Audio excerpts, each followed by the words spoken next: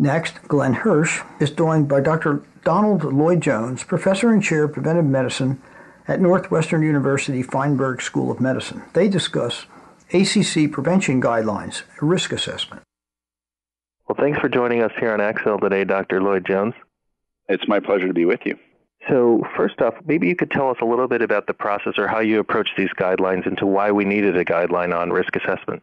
Sure. I had the honor of co-chairing this very important committee with David Goff, and we were first commissioned back in 2008 by the National Heart, Lung, and Blood Institute and brought together a group of really renowned experts in the field of risk assessment to first ask the question, what are the best approaches to risk assessment? And second, specifically, to design a quantitative approach so that we could estimate the absolute risk for developing a major cardiovascular event in the next 10 years. So that was very front and center in our thinking about how to best do that. We had the opportunity to look at the literature and really endorse this paradigm of using absolute risk estimation as a way to identify the higher risk individuals who are most likely to benefit from preventive therapies. And we also looked at every single risk score that's been published to date, and let me tell you, there are a lot of them. And we noted that there were some things that we didn't like about pretty much everything that's out there. Some of them only focus on limited endpoints like cardiovascular disease death, and we thought it was important to look at non-fatal events as well.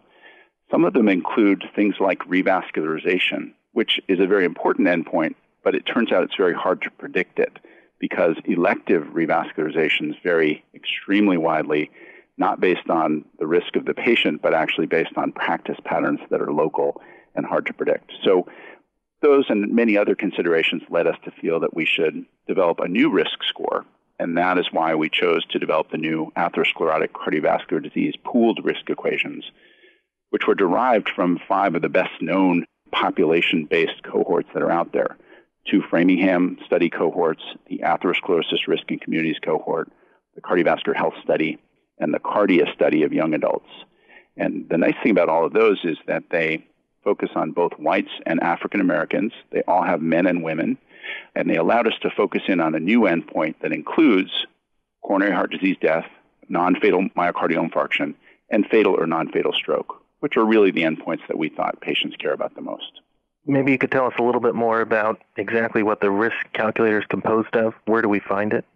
This is all now posted on the web, and there are web-based apps as well as smartphone and tablet apps that can be downloaded through CardioSource or through My American Heart. And just a simple search for the prevention guidelines or the risk assessment tool will help you find those. What's nice about them is they provide not only the risk estimate, but also a lot of decision support.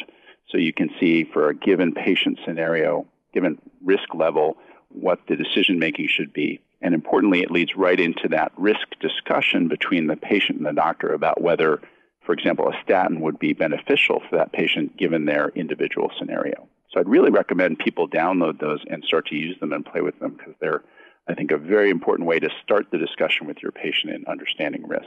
And basically, when you use them, you'll just need to know the typical things: age, sex, race, importantly, total and HDL cholesterol, systolic blood pressure level, whether that's treated or untreated, and then whether they have a history of diabetes or are a current smoker. And then what you'll get is a 10-year risk estimate for hard coronary disease plus stroke, and you'll also get a lifetime risk estimate for the same endpoint, which can help, I think, color in the conversation. Well, thank you. One thing about this calculator is it's received a lot of attention. It's been in the media, sort of controversy about overestimating risk. So is it truly overestimating risk? And if so, why? That's a great question, and you're absolutely right. This has received a lot of attention, and I think, unfortunately, a lot of misleading headlines in the media. So the genesis of the controversy, I think, came from the fact that when we looked at actually validating these risk equations, and they were new, so we wanted to make sure we were validating them, we went to a couple of cohorts that we thought might be helpful. They were a little bit more contemporary, but they also have their downsides in that one of them, particularly the MESA cohort, actually did coronary calcium measurements and told patients and their doctors what those measurements were. And so despite that, we used that cohort for validation and found that the risk equations were overestimating what the risk would be compared to what the actual observed event rates were, again, especially in MESA. But that was happening mostly at the very high end of the risk spectrum. meaning that those people we predicted were at higher risk, in fact, weren't having as many events as we thought they were. We've had the chance to kind of dig in on that and understand where that might be coming from. It turns out that there is substantial downstream initiation of statins and aspirin and antihypertensive drugs, especially in those higher risk people. And so they're not actually living out the natural history that we were trying to predict with our equations. In a sense, it's sort of proof of principle. And in the studies that Drs. Ridker and Cook examined, it turns out that I think many of the same things were happening. Those were highly medicalized cohorts, and they didn't actually live out the natural history. For your listeners, I think there's some good news that there's a very well-done study being presented at the American College of Cardiology meetings in just a couple of weeks here, and they will show, I think, some very interesting data on the calibration of these equations in a broadly representative population that's not quite so heavily medicalized. So we'll get a better look at the natural history and how these equations predict in the general population. There's some interesting insights to explain it. I guess in the big picture, if most of us are going to die of cardiovascular disease, being slightly more sensitive doesn't seem to be a problem.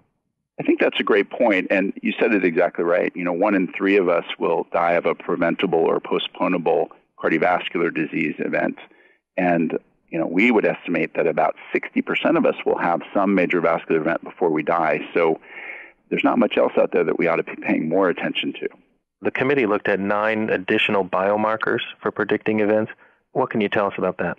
We did. We created a list of what we thought were some of the most promising additional biomarkers, and some of them were historical biomarkers, some of them were serum biomarkers, and some of them imaging, and tried to see what they add to quantitative risk assessment with these types of equations.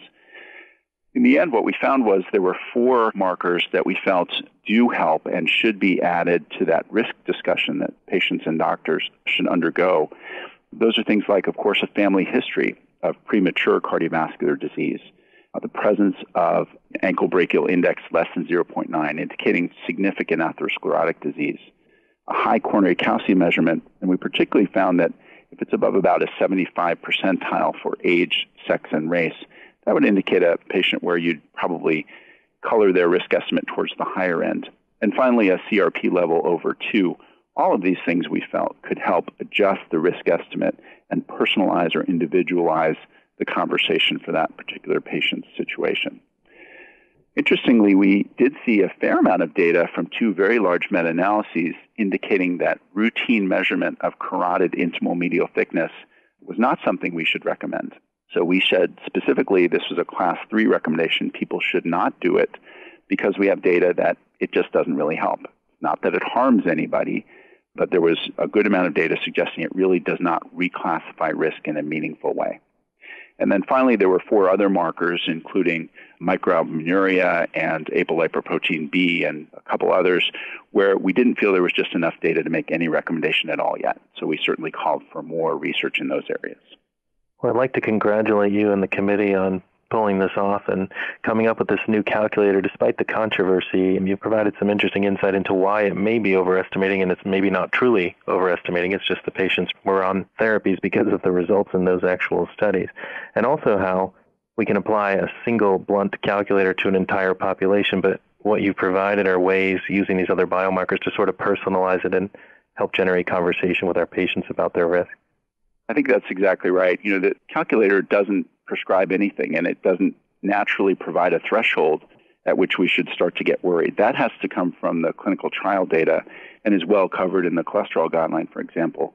But we think that this risk assessment tool is a great start for people to understand where their risk is coming from and what may be the best approaches for them to help reduce their risk for heart attack and stroke.